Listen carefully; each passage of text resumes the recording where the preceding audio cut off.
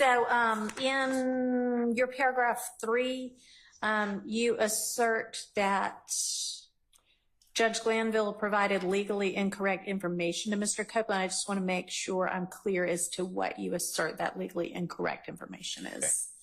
Okay. So going back to what you've read and digested, June 10th, 2024, ex parte meeting, the use immunity, as we discussed earlier, just protects Mr. Copeland. What Prosecutor Hylton and what Judge Glanville were telling Mr. Copeland was, you can say lies, as long as they're not big lies, and you will not be prosecuted. He could be prosecuted for perjury and false statements.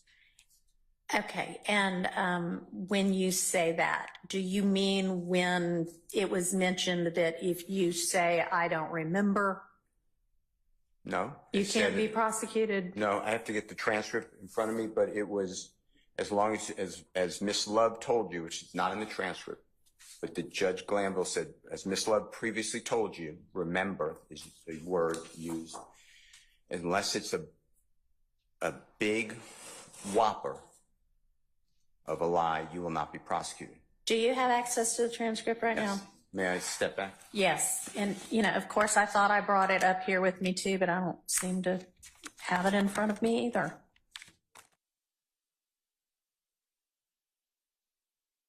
But he handed me from the transcript of the ex parte hearing, June 10th, 2024.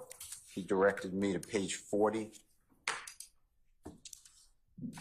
It's Judge Glanville speaking, line 20. What will get you in trouble is you not, is you just invoking your Fifth Amendment privilege because you have been given immunity.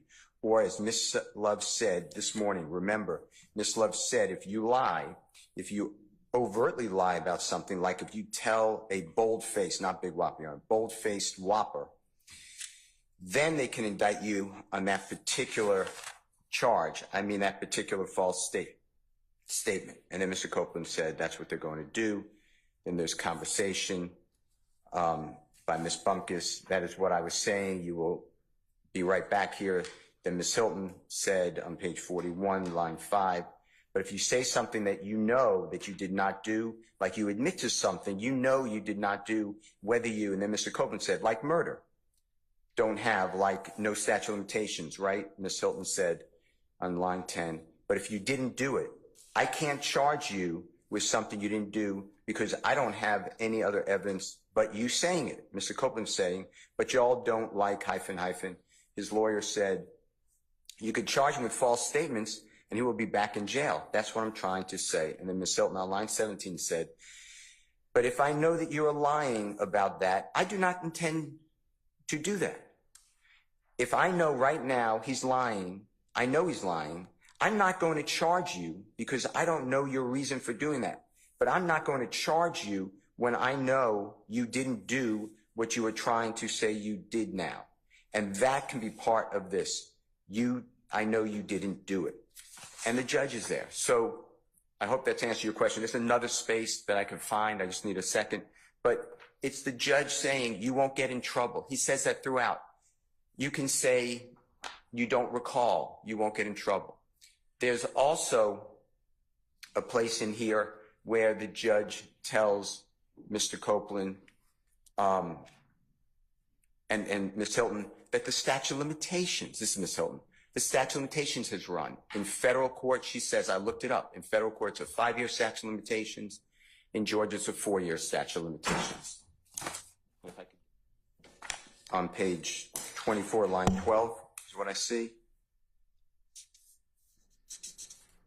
Ms. Hylton says, and what we'll say, and Mr. Copeland and I, we've talked about this. I'm not sure what your concerns are, what concerns that you expressed to Mr. Melnick last week. But if you are,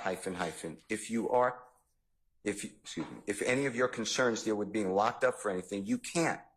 Like there's nothing that can happen. The feds, Ms. Bumpkus interrupts. Well, that's not, Ms. Hylton interrupts. It is true. Ms. Bumpkus excuse me, said, no, I said that's not his concern. Ms. Hylton said, if it's his concern for his safety, we need to know that. Like, that's not expressed. So we don't know what the concern is that we can try to resolve the concern. This is what I'm saying, Mr. Copeland, and I have had conversations before going to page 25, Your Honor, and here it is. I understand some of his concerns is potential criminal liability, hence why we gave you immunity. The federal statute of limitations done. The state statute of limitations done. So there is nothing, like I researched it this weekend again, both those statute of limitations for what you and I talked about, which is a 2015 or before done. You cannot be prosecuted for anything you testify federally or statewide, immune, period. So if that's a concern, there is none because you cannot be prosecuted. The federal statute of limitations is 5 years. So anything in 2015, 5 years would have been 2020. Anything statewide is 4 years. It would have been 2019 finished. Your Honor, that's just not true. He's an unindicted co-conspirator in this case. It sounds to me like they're talking about some kind of particular crime he might or might not have committed that he might be testifying about, and whether it obviously wouldn't be murder because, as he recognized, murder has no statute of limitations. But that sounded like it was a really particular crime. You can't tell a person, I wouldn't tell a person, how about that? You can't be prosecuted because statute of limitations ran when you know he could be prosecuted in our indictment. The state is saying, agreed. Yeah. That appears to me to be talking about something very particular that they've had, like a particular crime they had conversations about, and not overall broadly. You can't be prosecuted for anything. I don't know. Okay. I don't read it like that. All so on the next page, page 26, it's again, Ms. Hylton, line 2, you will not. This order, I don't know if Can I interrupt you for just a second, Sure. too? And I'm sorry, and I do want to hear, but is there anything else that Judge Glanville said that you believe is legally incorrect information? Yes. Okay, because I want you to address that. We need you to testify. Why do we need you to testify? That Mr. Copeland had to stay in custody till all 26 criminally accused have their case disposed of? That's not true. Okay. That's wrong. Yeah. And that is on... That's on page 36 of the transcript, lines 3 through, the discussion's kind of lines 3 through 9. At some point, civil contempt becomes punitive. Civil contempt is supposed to make the person do the act. If the person's not doing the act, at some point, it's just not effective. So it has to be then given a date certain. You can't just hold a human being in custody until all 26 people, some of them don't have lawyers, forever. Yeah. That's what Judge Glanville said. That's the problem. So I'm just being transparent. We're going to have a situation where Mr. Copeland's testifying. At some point, I'm going to be able to ask questions. I'm going to ask him, was there a time on June 10th, 2015 that you found yourself in an office with a judge? Was this person who I'm pointing at there? He'll say, I believe no. But the transcript says, exactly, you spoke with Ms. Love earlier. If we get to that, that may be something that you are able to examine him about. And I do think that, you have the transcript, and I know everybody has said, oh, there was Brady in there. Y'all got it all now, so it's not Brady anymore. If it even was before, y'all have it. You can use it at trial. I think you can appropriately examine Mr. Copeland if he decides to testify on some, maybe all of the things that happen in there. That may be something we have to hash out a little bit more. But let's not get ahead of ourselves. So with regard to legally incorrect information that the judge gave to Mr. Copeland, the two, page 40, 41, 24, 25, and then the one that I cited that you mentioned about all you may have to stay in jail till all of the co-defendants' trials on page 36. Anything else? We need you to testify. Nobody needs him to testify. I mean, he could do whatever, it's America. He could do whatever he wants. He could sit in a jail. Okay. He has to pay penalty of perjury, but that's the judge. And, they also tell him how to testify. Judge Glanville tells the lawyer first. If you remember, I could get you the transcript. You remember, you're shaking your head. Judge Glanville tells the lawyer. Yeah, if you've got a transcript site, I think the more clear we are, the better. Okay. I'm being told page 30, line 5. Okay, page 30, line 5 is Mr. Copeland talking. Give me a second.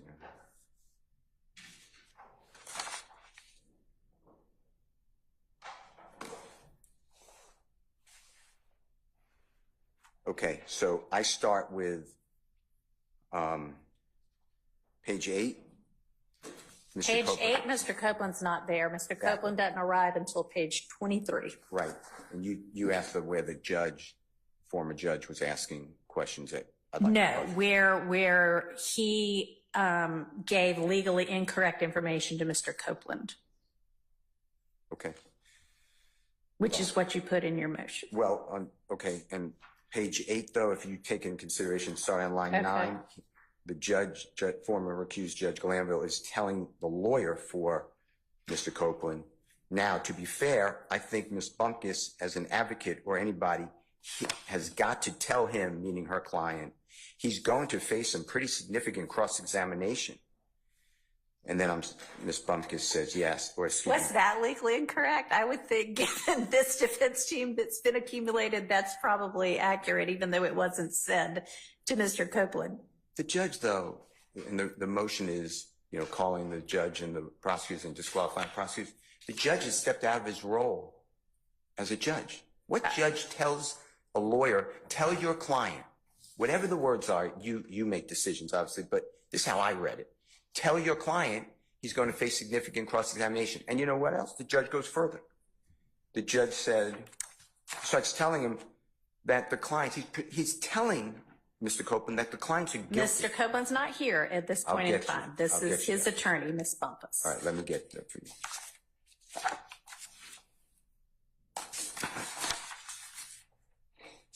It's when the judge is saying, they, meaning the accused, know more about your criminal conduct. Okay. But let me find it. Okay, on page 26, Your Honor. Line 16. Uh-huh. Mr. Copeland should be there. Yes. I'm just following what the court told me, 23. Yep. The court said, so if you, I believe Mr. Copeland, are worried about what the defendants may ask you because they may know your business, but if they ask you about things that you might think you might have some liability with, you can't be prosecuted for any of those. Why? Well, I think because this whole thing has to do with the fact that there was a 507 immunity order granted. But he can be prosecuted for this case. Which is not what the judge is saying there. Okay.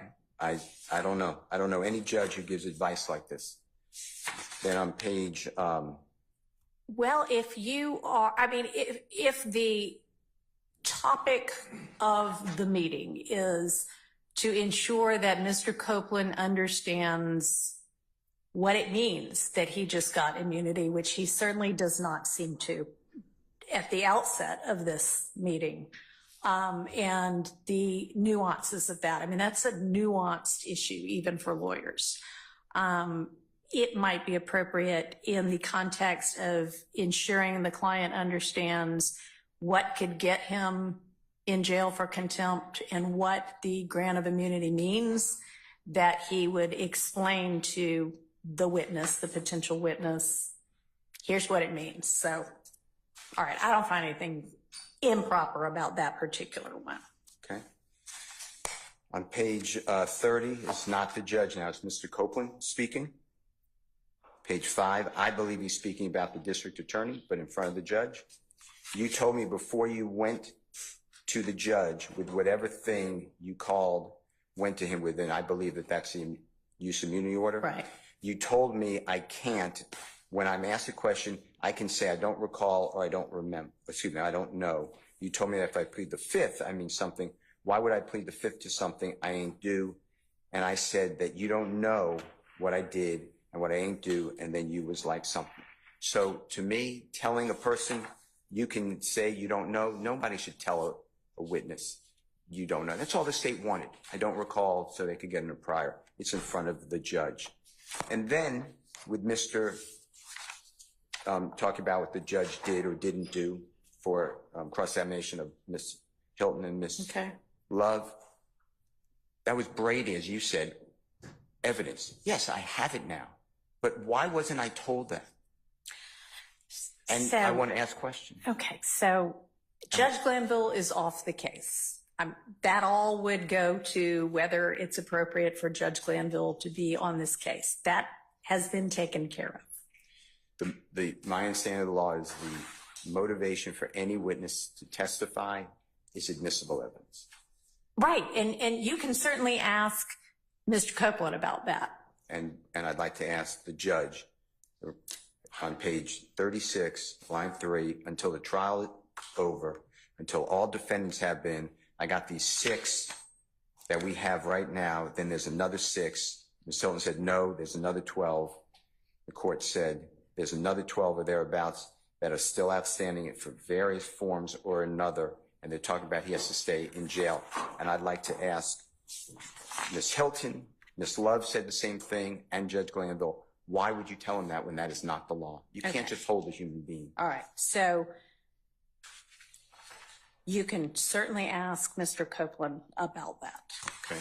I don't know that the prosecution's motivations are relevant to the issues that the jury is supposed to decide. And with regard to Judge Glanville, again, he is not involved in this case anymore. So I'm definitely not going to permit you to Judge Glanville in front of the jury because, frankly, it's irrelevant, and he's been recused. So to the extent that, do you have anything else with regard to why it is you ought to be able to have Ms. Love and Ms. Hylton removed from the case? Yes. Okay. So, and just go back to your answer, last question, page 44, line 22, it's Judge Glanville speaking. Mm-hmm. And he said, okay, so you testify about some aggravated assault or murder, they can't prosecute you on it because that's what the order said. Okay, that's just not true. I'm sorry, where are you? Page I may be 44. on 44. Line 22, Judge Glanville Oh, okay. I'm with speaking. you. Yeah. He said, okay, this is Judge Glanville. So you testify about some aggravated assault or murder. Okay, so I'm They can't actually not prosecute with you. you. Page 44, line 2? 22. 22, okay. All right. Gotcha. Judge Glanville speaking. Okay, so you testify about some aggravated assault or murder. They can't prosecute you on it because that is what it says on the order. And that's not true. They can prosecute him. They can't use his word. Okay. All right. I will take all of that into consideration. I don't think that I'm going to make a ruling on this particular motion today. I want to take a full look at all of it in context because I do think we have to consider it in context. But I will note that one down as well. So let me then answer your question directly. So what's going to happen in my mind's eye is I'm asking all these questions to Mr. Copeland. He's answering however he answers. I am pointing fingers at the 2 prosecutors. That mandates that the jurors have to rate their conduct that happened outside the jurors' purview.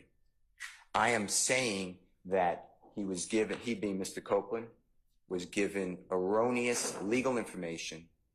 He was encouraged by the holding of hands of Judge Glanville, Ms. Love, and Ms. Hylton, that they all intimidated, coerced, directed, encouraged, whatever the right word is, Mr. Copeland to do what they wanted him to do. It's in the transcript. We need you to testify, Judge Glanville said. Mr. Copeland will say, I don't know what he was going to say. But yes, I felt that. I felt that they were not going to let me out of jail. I can't then have, nobody should have, then lawyers stand up when the jurors now need to rank what they are doing in the case. Their conduct is at issue. I'm not making them witnesses. I'd rather they stay on, to be quite frank with you. They made themselves witnesses. And the reason is because they injected themselves in such a, my opinion, inappropriate communication with a court and a sworn witness who did not ask any questions. The gentleman was represented by known counsel. He says, and it's in here, I could give you the page, but there's no reason. Take me back to the jail. Judge Glanville said, do you want to talk with your lawyer, me, or the state? Why would a judge say speak with the state and go around the lawyer, even in front of the lawyer? So all of this to me is very at the heart of that gentleman's testimony, his credibility, and it invokes and puts into effect the testimony and credibility of Miss Love, Miss Hylton. I can't ask anyone on the earth. I have a transcript, but I can't ask Mr. Copeland, why did Miss Love tell you? Or tell your lawyer, if your lawyer told you. And I'm not gonna, I understand I have to stay away from attorney-client privilege, but did you ever find out this statement? And if his answer is yes, because Judge Glanville said, remember, Miss Love told you. We just read that. I want to talk about that. And then at some point, I want to ask Miss Love, why would you tell a human being that he's going to just rot, in my words, rot in jail until 26 people are gone, which is not the law? And Miss Hylton, why would you tell him that if he lies, and you know he lies, you're not going to charge him? Why?